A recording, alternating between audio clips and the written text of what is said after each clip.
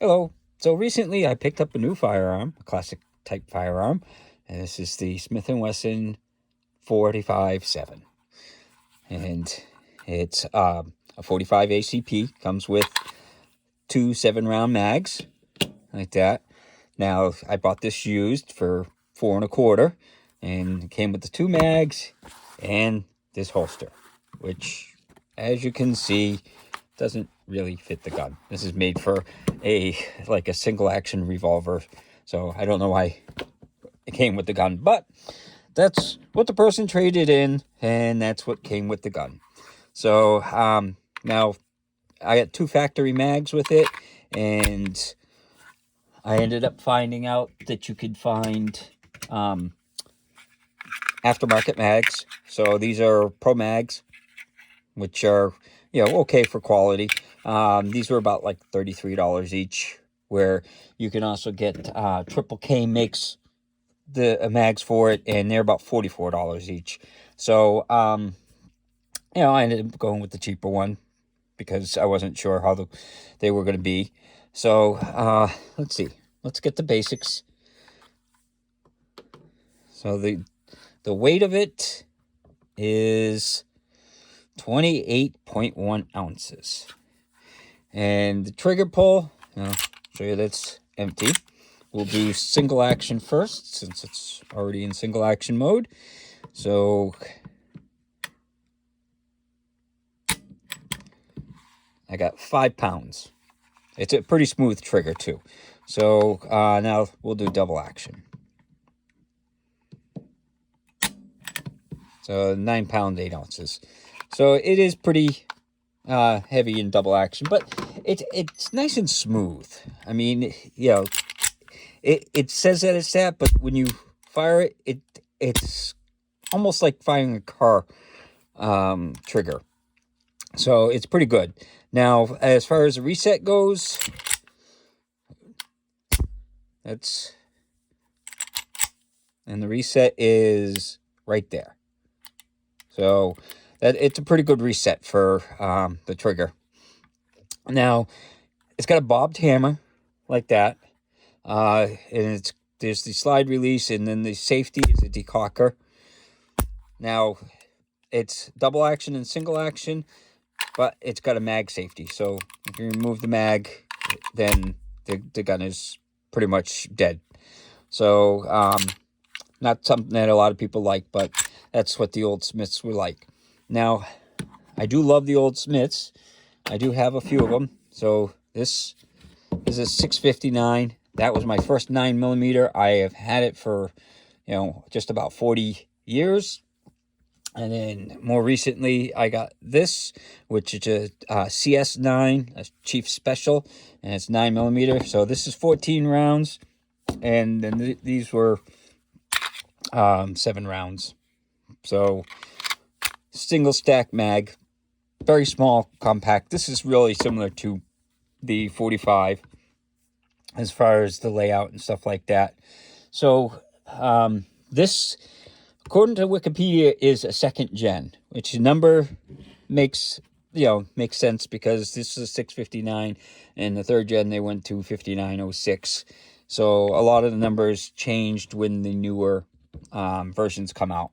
So this is second gen, and it was made between 1996 and 2008 is when they, I guess the production run was. At least that's what I found when I did a search for it. So, yeah, I love these old Smiths. The texture is pretty smooth. They weren't as good with texturing back then. Like, they didn't even have, this one is older, and you could see it. It's got texture in front and back and all that. Whereas this was pretty smooth. But it's fine. It didn't jump out of your hand or anything. And then, it had the rear serrations, which these, a lot of people did I always end up grabbing the safety when I go to rack it. So it makes it easy to rack, although you can hit the safety down when you rack it. That's a problem that the military had with the Berettas and stuff. So let's take it out to the range and see how it shoots. Hello. So today we're out here with a classic. This is a Smith Wesson 745 and 45 ACP. Comes with two 7-round magazines. So the first one, I'm going to use Smith mag, and then I got some Pro mags that I'm going to try with it. So let's see how she shoots.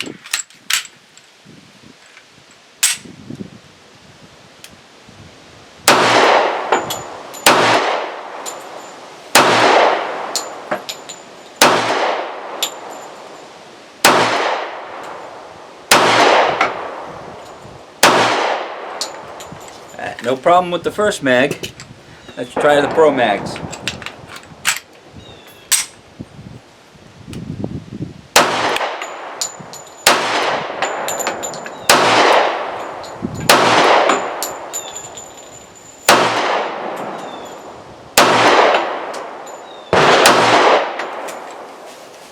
No problems at all.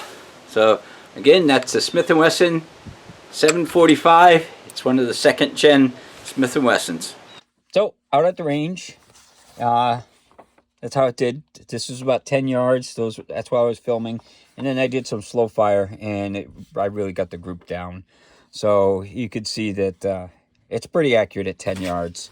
Those were the first 2 shots. I was like, whoa, it's super accurate. And then I ended up going down a little bit lower.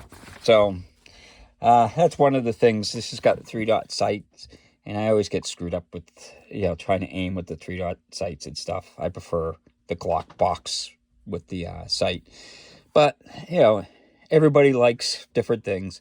So, to take it apart, what you do is you're supposed to put it on safe, and take the mag out, make sure that it's empty.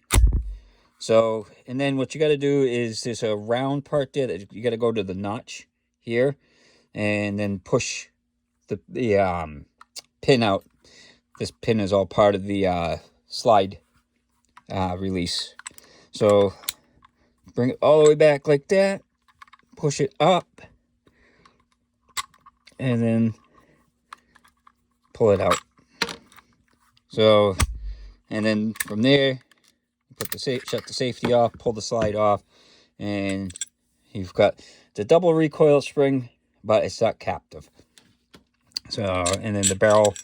Now, this is where it gets kind of confusing, because the earlier versions of the 1st gen, or 2nd gen, had a bushing. Like this has a bushing.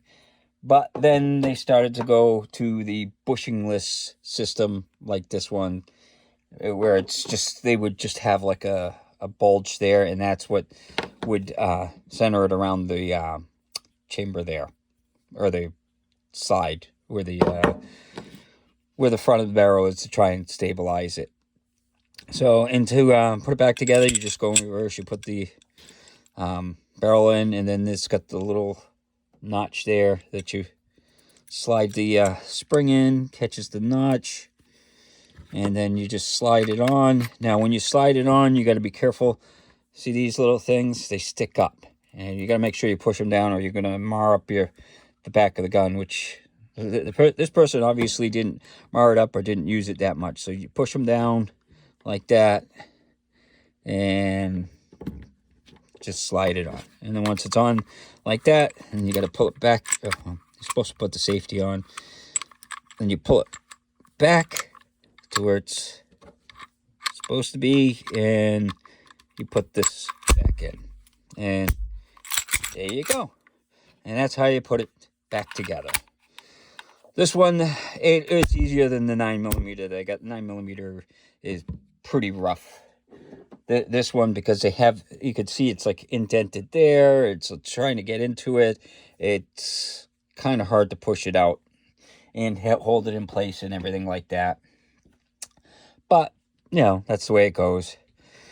But these guns are really nice. They make them in, you can get it with the stainless slide or all blued.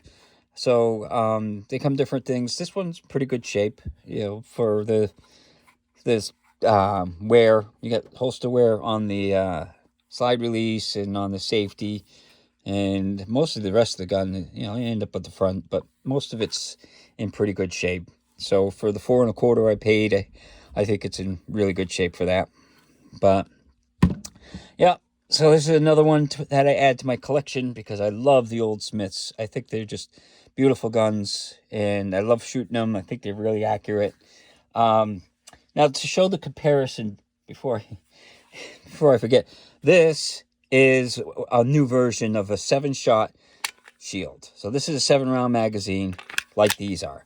So to give you some idea of the size and stuff, you can see that it's thinner. It's definitely thinner, but the height of the mag is pretty much the same, and the length of the gun is almost identical. This is just a little bit longer. So this is a M&P Shield in 45 ACP. So kind of gives you an idea of what the gun has evolved to. So that's what it was back then, you know, in the late 90s, early 2000s, and this is what it is nowadays. So they're both great guns, and yeah, what a difference it makes over time. But I hope you enjoyed the video, and I hope you have a good day.